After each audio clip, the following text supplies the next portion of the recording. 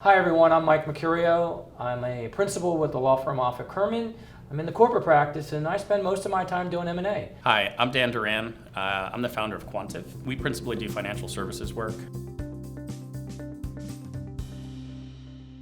So Dan, we talked a little bit about this path A, Right. sell, market conditions are great now, and a path B, wait, not head in the sand, but wait. Right. So path A, what would you suggest someone do with path A? Right. So I think there's a couple of items that are sort of on the punch list of things to do. First is we got to understand value. The last thing you want to do is rush to market and not really have a strong sense of where the market is likely to price you. It's an expensive endeavor, takes a lot of time, it's an organizational distraction. Yes, it is. So before jumping into an M&A process, you probably should understand what the company is valued at or likely to be valued at. Second, with that, you're armed with some knowledge.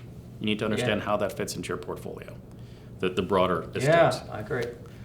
So work with a financial planner, a wealth manager, whoever it might be, to really start to model this in and figure out, does this number sort of look right?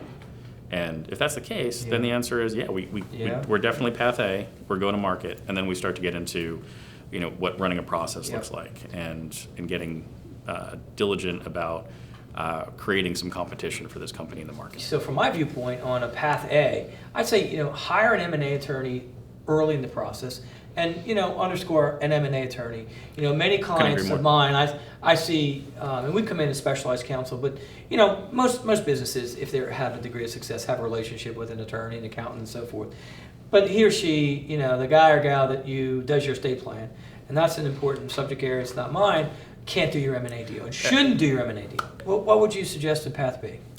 So when we started working with folks on a longer term basis in our exit planning practice, we are really trying to create long-term strategy, business strategy. Yeah. We want to understand where we want to go to.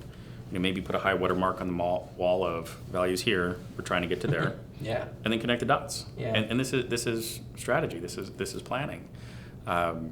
It's going to be different for every company based on their fact pattern and their circumstances. But we want to start to be diligent about setting up a business that is ready for sale at the time and place of your choosing, right? Which is in path B, a couple of 4, 5, 6 years down the road. Exactly. And I would add, you said earlier, the variables, earnings, growth, risk. Well, risk, that's the lawyer side. We deal. So if you're on path B, now you have some time to address what's under the hood. Let's see where your risks are.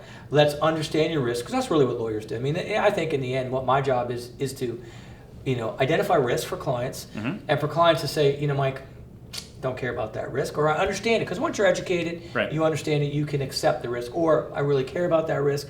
I didn't realize, that I don't have my key customer under contract, and we talked about a situation, or my key salesman, don't have him locked down, or that I can't find my stockholder certificates, all these things that become distractions or at worst become landmines. So when you have that time during this process, let's help you really mitigate, manage, understand. The worst situation, of course, is when you're in the middle of running your business, selling your business, and then suddenly the buyer says, oh, by the way, looking at your diligence, and I see X.